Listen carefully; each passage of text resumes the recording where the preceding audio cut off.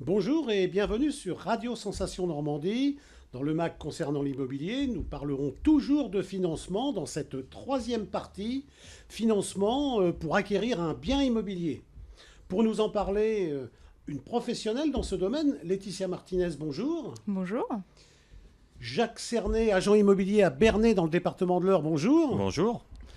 Alors nous avons déjà vu dans l'émission précédente un certain prêt, on en a déjà parlé. Là nous allons voir dans les prêts immobiliers les prêts d'aide à l'accession à la propriété. Alors qu'est-ce que ces prêts à l'accession à la propriété comparativement à un prêt classique, Jacques? Alors, ce sont des prêts qui offrent un taux bonifié, qui sont accessibles à des acquéreurs sous certaines conditions. J'en ai en tête, par exemple, le 1% patronal. Et quand un acheteur a des revenus qui sont un petit peu justes ou veut préserver son pouvoir d'achat, s'il a l'occasion de pouvoir bénéficier de ces prêts, autant qu'il en profite. Alors, on ne va pas tous les énumérer parce qu'effectivement, il y en a pas mal. Mais Laetitia, vous pouvez nous parler du PTZ, c'est-à-dire le prêt à taux zéro. C'est quoi ce PTZ? Le prêt à taux zéro est un prêt qui est à l'initiative de l'État, qui est fait effectivement pour aider les ménages à revenus dits modestes, donc avec des critères de revenus pour les personnes, qui leur permettent justement d'avoir un certain montant à 0% pour accéder à la propriété. Alors, vous avez bien dit 0%. 0%. C'est principalement lié à la construction. Ça a été mis en place aussi récemment pour l'acquisition dans l'ancien, mais avec une part conséquente de travaux, puisqu'il faut que les travaux sur le prix d'achat représentent plus de 25%. Voilà, donc on peut en profiter dans l'ancien avec part de travaux 25%. On peut en profiter avec part de travaux 25%, voire plus. Après, il est plafonné à 40% du coût global du projet. Et en montant. C'est ça. Basé sur les revenus. Basé sur les revenus, et il faut aussi que les personnes qui ont un projet immobilier n'aient pas été propriétaires de leur résidence principale sur les 2 dernières années. Et alors, qu'est-ce qui se passe, Jacques, s'ils ont été propriétaires durant les 2 dernières années? Mais ils n'ont tout simplement pas le droit à ce prêt à taux zéro. Donc, sinon, ça s'appelle de la fraude. Donc, en fait, quelqu'un peut profiter plusieurs fois d'un prêt à taux zéro. Oui. Si je prends ce que vous êtes en train d'expliquer, c'est-à-dire, j'ai profité d'un prêt à taux zéro, le client a profité d'un prêt à taux zéro, il est parti en location pendant 3 ans. Exactement.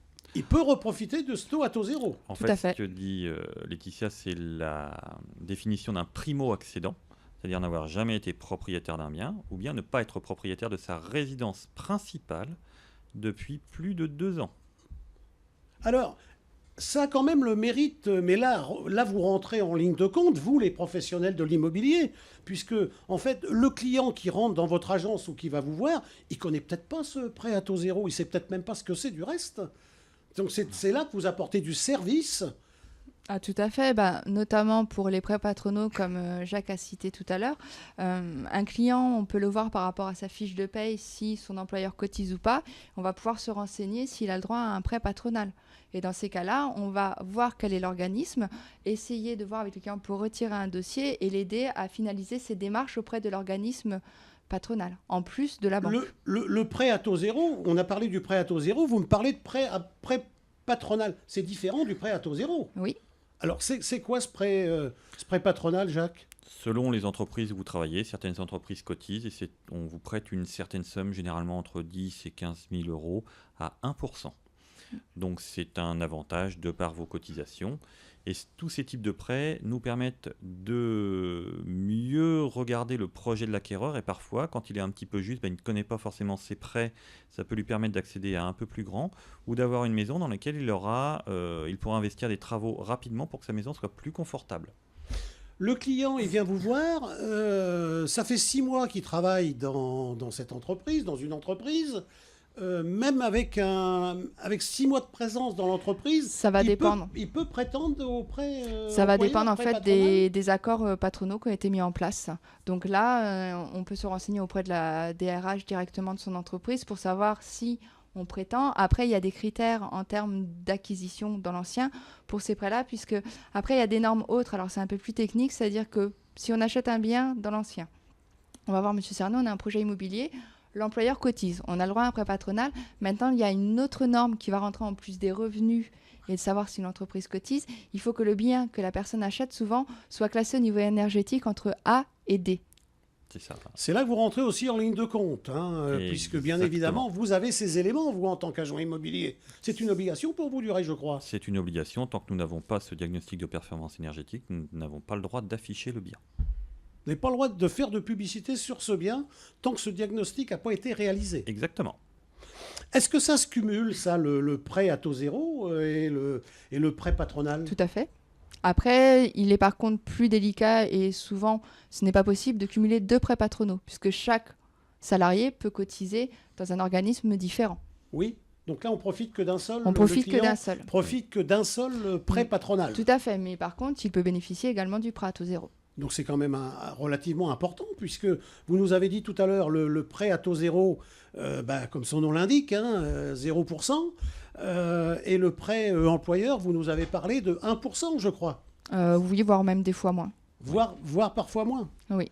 Donc c'est quand même des éléments très importants, vous, lorsque vous montez un dossier, c'est des bonnes nouvelles que vous apportez. Ça fait partie de la plus-value qu'on peut apporter effectivement à la personne qui a un projet immobilier. C'est vraiment de l'accompagner au mieux et de trouver les meilleures solutions pour son projet. Au même titre que l'agent immobilier va vraiment l'aiguiller sur le bien et sur son choix par rapport à ses attentes.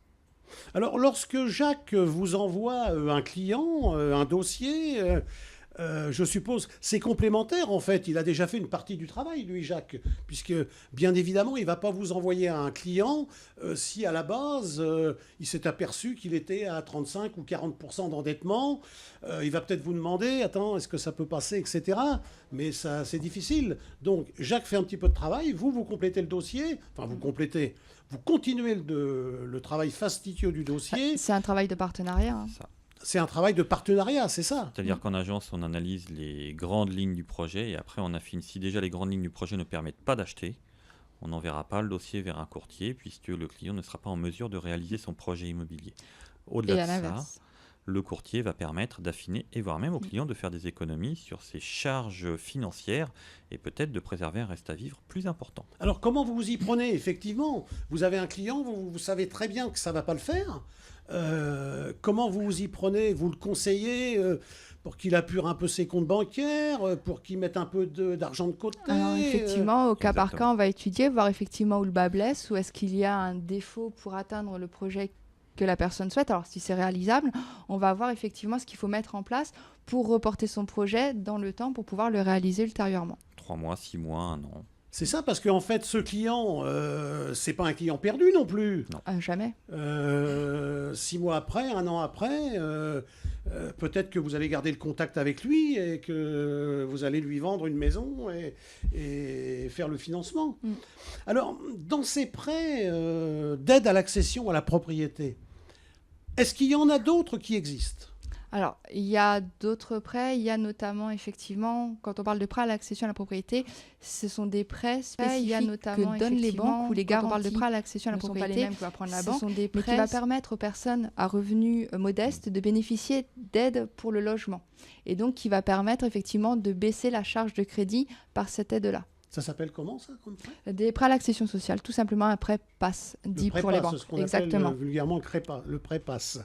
Et alors, le PEL, Jacques, le plan d'épargne logement, par exemple, c'était la grande mode, ça, les plans d'épargne logement.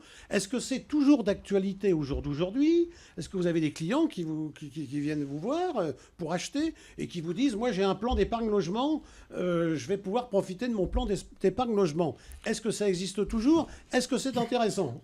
Ça existe toujours. Il y a des gens qui continuent à placer sur un plan épargne logement. Maintenant, compte tenu des taux d'intérêt actuels, ça ne présente pas d'intérêt majeur. Dans quelques années, ça représentera peut-être un intérêt majeur. Sur le marché actuel, non. Vous voulez dire qu'au jour d'aujourd'hui, en fait, on emprunte de l'argent, on achète de l'argent à moins cher sans plan d'épargne logement, en fait. Tout à fait. Exactement. C'est complètement ça. Actuellement, si vous avez de l'épargne, gardez votre épargne, empruntez. Ce sera beaucoup plus Alors, avantageux. c'est une question que, effectivement, là, vous me devancez un petit peu, Jacques. Effectivement, vous avez un client, parce que le taux, on a dit que les taux étaient très très bas, on va en parler tout à l'heure. Vous avez des clients qui peuvent peut-être payer un achat comptant, même si ce n'est pas dans la majorité des cas, puisque on avait parlé dans une précédente émission que le ticket moyen d'achat d'un bien dans l'ancien en immobilier, c'était 200 000 euros quand même. Donc 200 000 euros, ça représente beaucoup d'argent. Mais quelqu'un qui aurait, est-ce que ça vous est déjà arrivé, Jacques, qui aurait 200 000 euros comptant, vous lui conseillez d'emprunter ou vous lui dites qu'il faut payer comptant? C'était encore le cas aujourd'hui, effectivement. Je vais dire au client s'il souhaite payer comptant qu'il le fasse, mais qu'il aille voir sa banque, car la banque va préférer lui prêter à un taux préférentiel plutôt que de voir de l'épargne avec laquelle la banque peut travailler s'en aller de la banque. Et à ce moment-là, il peut avoir des avantages très intéressants. Désolé Laetitia, désolé Jacques, mais là, nous tirons encore une fois sur le temps qui nous est imparti. Merci Laetitia. Merci. Merci Jacques. Merci. Pour toutes ces précieuses informations. Vous pouvez nous retrouver en podcast sur radiosensation.fr, notre chaîne YouTube. Rendez-vous dans une prochaine émission pour continuer à parler du financement des prêts immobiliers dans l'ancien. Portez-vous bien, à très vite, je vous embrasse.